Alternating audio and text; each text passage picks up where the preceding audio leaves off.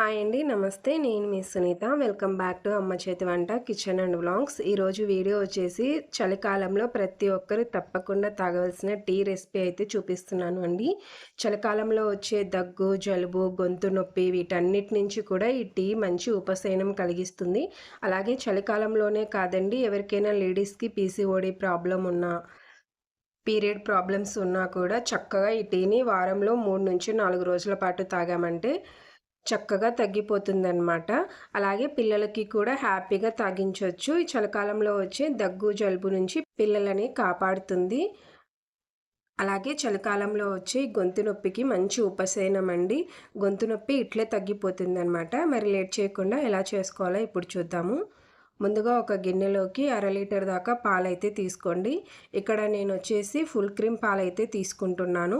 మీ దగ్గర ఏవి దొరికితే వాటిని తీసుకోండి. కాకపోతే కాస్త చిక్కగా ఉడికించుకున్నామంటే టీ టేస్ట్ అనేది చాలా బాగుంటుందన్నమాట. వీటిని స్టవ్ పైన పెట్టుకొని ఉడికించుకోండి.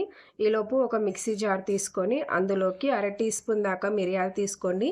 మిరియాలలో ఉండే ఘాటు అనేది మనకి గొంతుకి మంచి ఉపశమనం కలిగిస్తుందండి. అలాగే ఇక్కడ నేను మిక్సీ జార్లో అయితే మిక్సీ పడుతున్నాను, దంచలేను కాబట్టి. మీ దగ్గర రోలు ఉండి దంచగలిగితే రోట్లో వేసి దంచుకోండి. ఫ్లేవర్స్ అన్నీ కూడా చక్కగా ఉంటాయి అన్నమాట. తర్వాత ఇందులోకి 2 యాలకులు కూడా తీసుకోండి, ఫ్లేవర్ చాలా బాగుంటుంది. అలాగే ఒక టీ స్పూన్ దాకా ధనియాలు తీసుకోండి. ధనియాలు వేసుకోవడం వల్ల పీసీఓడి ప్రాబ్లం అంటే పీరియడ్ ప్రాబ్లమ్స్ ఉంటాయి కదా, ఇరెగ్యులర్ ప్రాబ్లమ్స్, వాళ్ళకి మంచి ఉపశమనం కలుగుతుంది. తర్వాత మనకి ఏదైనా డైజెషన్ ప్రాబ్లం ఉంటే కూడా చక్కగా అరుగుతుంది. దగ్గు జలుబు నుంచి కూడా మంచి ఉపశమనం కలుగుతుంది. అలాగే ఒక 2 ఇంచుల దాకా అల్లం ముక్కని చిన్న చిన్న ముక్కలుగా కట్ చేసి పక్కన పెట్టుకోండి. ముందుగా ఈ ధనియాలు, మిరియాలు, యాలకుల్ని ఇలా పొడి పట్టుకొని తీసుకోండి. మరీ మెత్తగా అవసరం లేదు, రోట్లో అయితే కచ్చపచ్చగా దంచుకోండి సరిపోతుంది. వీటన్నిటిని ఇలా పొడి పట్టుకున్న తర్వాత అల్లం ముక్కల్ని కూడా వేసుకొని ఈ విధంగా అయితే మిక్సీ పట్టుకోండి. రోట్లో అయితే మంచిగా మనం కచ్చపచ్చగా దంచుతాం కదా, వాటి లోపల ఉండే సారం అంతా కూడా బయటికి వస్తూ ఉంటుంది. సో మంచి ఫ్లేవర్ కూడా ఉంటుందన్నమాట.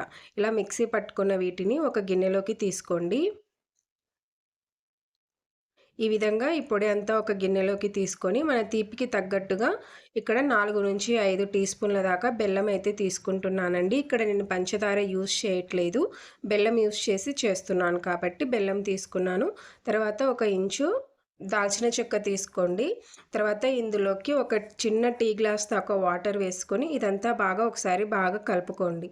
ఇలా ఈ విధంగా బాగా కలుపుకున్న తర్వాత స్టవ్ పైన పెట్టుకొని దీన్ని కూడా చక్కగా ఉడికించండి. ఈలోపు మన పాలనేవి కూడా బాగా పొంగొచ్చాయి, చూస్తున్నారు కదా, ఈ విధంగా ఉడికించుకోవాలండి. అలాగే ఇక్కడ నేను తీసుకున్న పాలు వచ్చేసి ఫుల్ క్రీమ్ కాబట్టి బాగా చిక్కగా ఉంటాయి. ఒక 5 నిమిషాల పాటు ఉడికించుకుంటే సరిపోతుంది.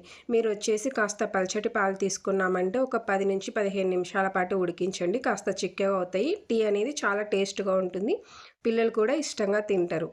ఇప్పుడు స్టవ్ ఆఫ్ చేసి పాలను పక్కన పెట్టేసుకోండి. తర్వాత మనం దంచి పెట్టుకున్న ఈ కషాయం అంతా కూడా స్టవ్ మీద పెట్టుకొని మంటని లో ఫ్లేమ్లో పెట్టుకొని బాగా ఉడికించుకోవాలండి. ఇది ఉడికించేటప్పుడు ఆ సారం అంతా కూడా వాటర్లోకి రావాలన్నమాట. సో ఆ విధంగా మంటని లో టు మీడియం ఫ్లేమ్ మధ్యలో పెట్టుకొని ఉడికించుకోండి.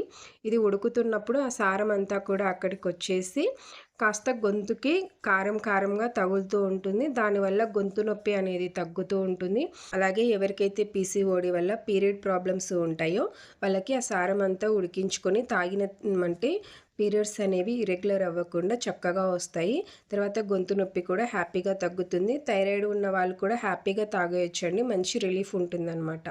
సో ఈ సారం అంతా కూడా చక్కగా ఇందులోకి వచ్చేటట్టు మనకు చిన్నప్పుడు జ్వరం వచ్చినప్పుడు దగ్గు జలుబు నుంచి ఉపశమనం కలగడానికి మన అమ్మ వాళ్ళు ఇలాగే కషాయం చేసి పెట్టేవాళ్ళు అనమాట. సో ఈ విధంగా ఉడికించుకున్న తర్వాత స్టవ్ ఆఫ్ చేసుకొని మనం ఉడికించి పక్కన పెట్టుకున్న పాలని ఈ గిన్నెలోకి తీసుకొని ఒకసారి బాగా కలపండి. ఇలా కలిపామంటే ఆ ఘాటు అంతా కూడా పాలకి చక్కగా పడుతుంది. అలాగే మనం అల్లం వేసి ఉడికించుకున్నాం కాబట్టి ఈ పొడిని అంతా పాలల్లో వేసి ఉడికించుకోకూడదండి. పాలల్లో వేసి ఉడికించుకున్నామంటే పాలు విరిగిపోతాయి అన్నమాట. సో అందుకనేసి పాలు సపరేట్ సపరేట్‌గా, ఈ కషాయం సపరేట్‌గా 2 సపరేట్‌గా ఉడికించుకున్నామంటే చక్కగా సరిపోతుంది ఈ విధంగా కలుపుకుంటే. తర్వాత ఇందులోకి ఒక అర టీ స్పూన్ దాకా పసుపు వేసుకోండి. పసుపు అనేది ముందు వేసుకోకూడదండి. ఈ స్టేజ్‌లో వేసుకుంటే సరిపోతుంది. ఇలా వేసుకున్న తర్వాత ఒకసారి బాగా అంతా కలిపేసుకోండి. ఇలా కలుపుకున్న తర్వాత బాగా వేడి వేడిగా ఉన్నప్పుడే ఈవినింగ్ టైంలో మనం బాగా గొంతుకి తగిలేటట్టు సిప్ చేస్తూ తాగాము అంటే చక్కటి రిలీఫ్ వస్తుందండి. దగ్గు, జలుబు నుంచి మంచి రిలీఫ్ కలుగుతుంది అనమాట. ప్రతిరోజు ఈ చలికాలంలో రోజుకొక గ్లాస్ తాగామంటే సరిపోతుంది. చిన్న పిల్లలకి కూడా హ్యాపీగా ఇచ్చేయొచ్చు. వాళ్ళు కూడా బాగా ఇష్టంగా తాగుతారు. ఇందులో మనం బెల్లం వేసాం కాబట్టి పిల్లలకి పెద్ద ఘాటుగా అనిపించదండి. హ్యాపీగా తాగేస్తారు. మీరు కూడా ఈసారి ఈ విధంగా ట్రై చేయండి. ట్రై చేశాక మీకు ఎలా కుదిరిందో మీ ఫీడ్‌బ్యాక్‌ని కామెంట్ సెక్షన్‌లో నాతో షేర్ చేసుకోవడం అస్సలు మర్చిపోకండి. అలాగే వీడియో నచ్చితే ప్లీజ్ లైక్ చేయండి. మీ ఫ్రెండ్స్ అండ్ ఫ్యామిలీస్‌కి షేర్ చేయండి. ఇలాంటి మరెన్నో మంచి వీడియోస్ కోసం మన ఛానల్‌ని సబ్స్క్రైబ్ చేసుకోండి. Thanks for watching. Thank you all.